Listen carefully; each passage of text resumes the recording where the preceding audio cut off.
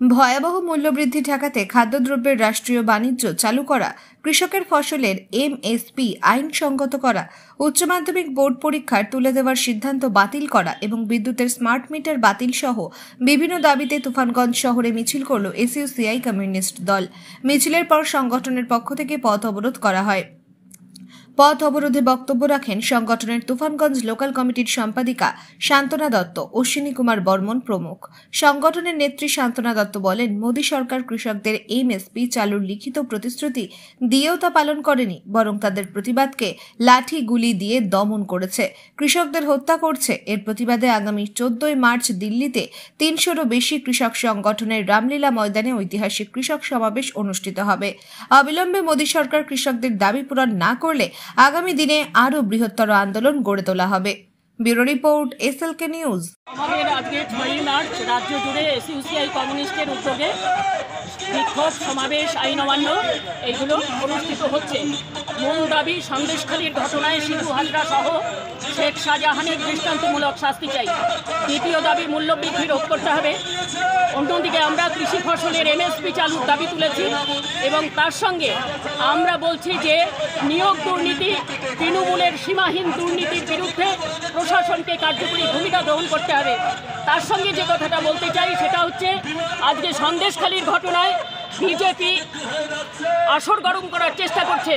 আমরা মনে করিয়ে দিতে চাই, দিল্লির কুস্তিগিরদের বিরুদ্ধে যে ব্যবস্থা গ্রহণ করা হয়েছে, তারা যে আন্দোলনে এসেছেন সে আন্দোলনে কোনো সুরাহা হয়নি। বিজেপি সাংসদ বৃজভূষণ শরণ সিং এই মহিলা নির্যাতনের সঙ্গে যুক্ত।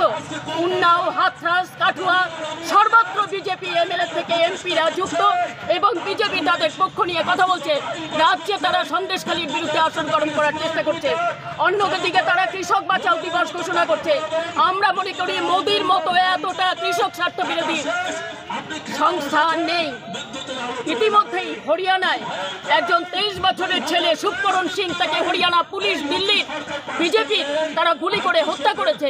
আগামী 14 মার্চ দিল্লির রামলীলা ময়দানে ঐতিহাসিক কৃষক সমাবেশ হচ্ছে এমএসপির দাবিতে। আমরা কারো প্রচারের মধ্য দিয়ে করছি।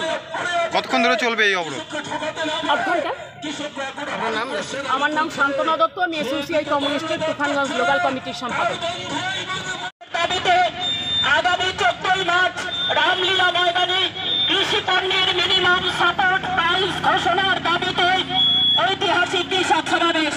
এই প্রোগ্রামগুলোকে সামনে রেখে আমরা গোটা পশ্চিমবঙ্গ জুড়ে সন্দেশখালীর শিবু হাজরা সহ শেখ শাহজাহানকে গ্রেপ্তারের দাবিতে মহিলা কুস্তিগিররা, সোনাজয়ী কুস্তিগিররা যে আন্দোলনে সামিল হয়েছেন, তাদের বিচারের দাবিতে আমরা আজকে এখানে পথ অবরোধে সামিল হয়েছি। বন্ধুগণ, দুটি সরকারের কার্যক্রমে আজকে সাধারণ মানুষের জীবন দুর্বিষহ হয়ে উঠেছে।